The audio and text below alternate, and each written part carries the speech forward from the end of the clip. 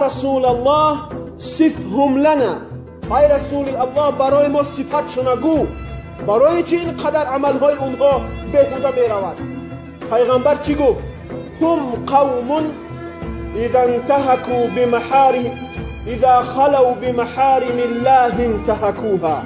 وقتی که بعد حرام کرده های پروردگار که تنها ماندن او را دست میزنند.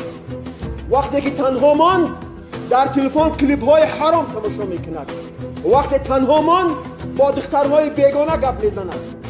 وقتی که تنها ماند غیبت میکند برادرش در نزد یک برادر دیگر. وقتی که تنها ماند از چشم مردم که دور شد مردم فریب میکند.